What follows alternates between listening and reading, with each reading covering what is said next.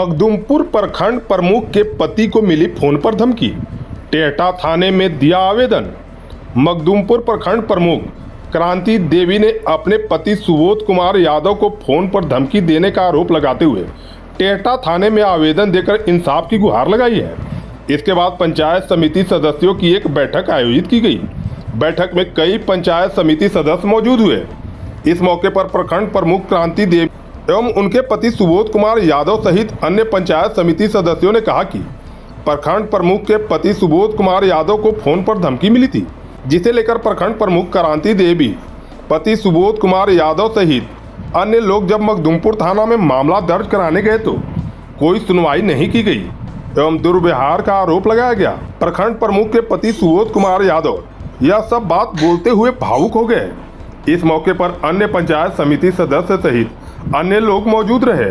8:32 में हम पे एक नंबर से फ़ोन आया तो बोला हमको कि जे काम दो न तो ऐसे वैसे मैंने वेंडर रखो। बड़ी रगन के बाद बोला के बाद गाली उली दिया कि आओ मखदूमपुर, तुमको मारपीट करेंगे, जो कल से तुम मखदूमपुर नहीं आ सकता है। मतलब फोन पे आपको धमकी दिया? हाँ, फोन पे धमकी दिया गया।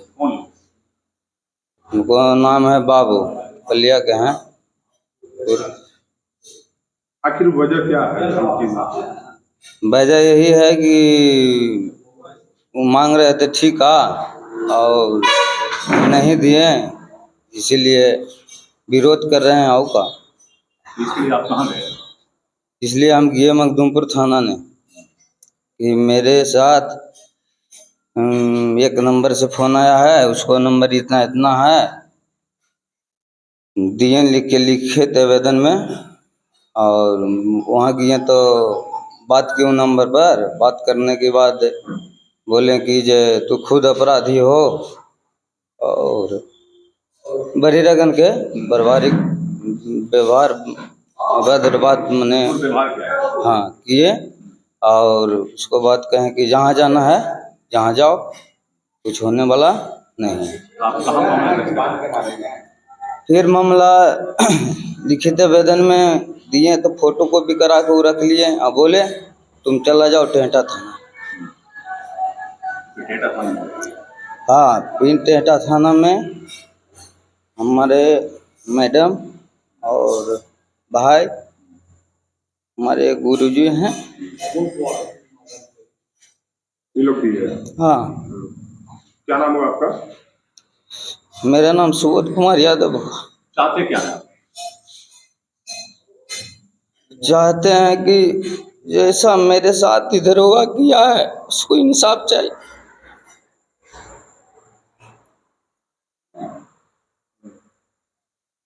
आपकी मैडम यहाँ की अभी है? हाँ, मेरा मैडम मखदूमपुर प्रखंड प्रमुख क्रांति देवी है। मेरा पति के गाड़ी दिया फोन करके, मखदूमपुर प्रखंड के प्रमुख बोले क्रांति देवी। ये पति के पूरा गाली गलौज धमकी दिया, मारेंगे, ऐसे करेंगे वैसे करेंगे, आइए ब्लॉक तो मारेंगे, घर पर चढ़ जाएंगे, ऐसे कर ये सब बोला। यार थाना पर गए तभी कोई ना थी करा। क्यों ऐसा कर रहा है? बोला कि पलिया के हम है, बाबू नाम है, वही फोन करके बड़ा बाबू ये चल गए, ये घर पर यहाँ डेरा पर काम था तो कह रहा है कि वो चल गया काहे, ये उसको तो बांध के मारेंगे। तो हम कह रहे हैं कि नहीं सर, इसे मत बोलिए, जो हम कोई गलत आमदी नहीं है, जो काम लिए गए हैं ये समाओ, कोई अथी नहीं किया। तो आप क्या मांग करेंगे प्रशासन से? प्रशासन से मान करेंगे कि उसको करवाइए। आप बात नहीं मानते हैं, हम प्रमुख बने हैं, कोई अथी नहीं है। कल रात में हमारे प्रमुख महोदया के पति सुबोध जी को एक टेलीफोन से धमकी भरे शब्दों में उनको धमकी दिया गया। धमकी देने के बाद तरह तरह के धमकी दिया गया, उससे वो बहुत ही आहत थे और डरे सहमे हुए थे। कुछ सदस्यों को रात में ही उन्होंने दूरभाष पर खबर किया, कुछ को सुबह किए। और रात में ही प्रमुख महोदया और अपने पति, उनके पति दोनों मखदूमपुर थाना प्रभारी से मिलने गए। तो थाना प्रभारी महोदय ने इनके आवेदन लेने के बजाय इन पर ही बरस पड़े और तरह तरह के बात इन पर ही बोलने लगे, डांटने लगे। प्रमुख महोदय जैसा आपको बताएं, कहें कि उसको तो अंदर कर देंगे, ऐसे है, फ्रॉड है, ये है।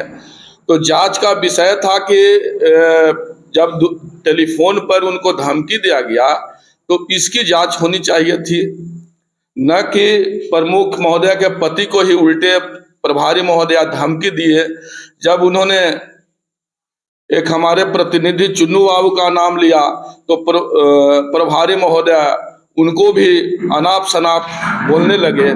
तो हम लोग आज सारे समिति मखदूमपुर प्रखंड के से हम लोग 17 समिति आज बैठक करके यह निर्णय लिए हैं या अति किए हैं कि महोदय, जब हमारे प्रमुख के बात को आप नहीं सुन सकते हैं तो आप जनमानस का क्या रक्षा करिएगा। और इस सुशासन बाबू की सरकार है, इसमें हर व्यक्ति को आपको ख्याल रखना होगा और हमारी आवाज़ को आपको सुनना होगा। यह मैं जिला प्रशासन, एसपी साहब, डीएसपी साहब से आग्रह करेंगे, उनसे भी हम लोग मिलेंगे। अगर थाना प्रभारी महोदय अपने रवैये में परिवर्तन नहीं करेंगे तो हम लोग जन आंदोलन और धरना प्रदर्शन भी साथ में गए थे। जब सुबोध यादव कहा कि देखिए रात में गाली दे रहा है गुरुजी, बड़ी धमकी दे रहा है, एक आदमी कह रहा है कि आपको गाली दे रहा है, कह रहा है कि हमको तुमको मारेंगे, गरियावेंगे, मखदूमपुर के घर में बैठे नहीं देंगे। हमने कहा कि एक काम करो, सबसे अच्छा है कि थाना प्रभारी को चलो और न्याय वही दिलवा सकते हैं। हम इनके साथ में ले गए। मैंने थाना प्रभारी के कोई शिकायत न कर रहा हूँ, लेकिन ये बात जरूरी कह रहा हूँ कि आखिर के चाहे कोई सा भी आदमी मुद्दा लेके जाएं तो मुद्दा को पहले सच्चाई समझें। ये समझ के नहीं वो इस प्रकार से बात किए कि आम जनता से भी उतने तरह से बात न करना चाहिए उनकी। पहला नंबर तो ये बात की है जो करवे कि जब चल आए तो स्वयं प्रमुख जी से, क्रांति देवी से, थाना प्रभारी के अपनी मुखार बिंद से कह रहे हैं, मुझे हम बैठल हैं, हमसे कह रहे हैं कि आपको घर कहाँ है। मैंने उनको पता बताएं कि मैं यूपी में रहता हूँ, मेरे आधार कार्ड यूपी का है, मेरे जन्मभूमि पड़ता है ग्राम साहबिया, थाना घोसी, जिला जाना। तो कह रहे हैं कि आप इस मामला में क्यों आए हैं, इस मामला में आप तो बर्बाद हो जाइएगा। और इन लोग तो बर्बाद हैं और अभी तो आवेगा से हो जाता तो उनको स्वयं बांध के मैं मारूंगा। मैंने कहा कि मैं इस मामला में न जानता हूं, लेकिन मेरा पंचायत समिति जब से शासन हो जाता उसे हमको चेला बना है, उस समय में फिर प्रमुख बन गया है और उसको ज़्यादा हम कुछ तो न जानता हूँ, आप ही लोग जान सकते हैं। इतना बात हमने कहें। फिर हमने उनको पत्नी के लेके बाहर गेट पर कहें कि भाई ठीक है, जब आप ऐसा बोल रहे हैं तो हम बाहर निकल जाता हूँ। तो फिर उनको बुलवाएं कि ना अंदर आइए, फिर बैठाए।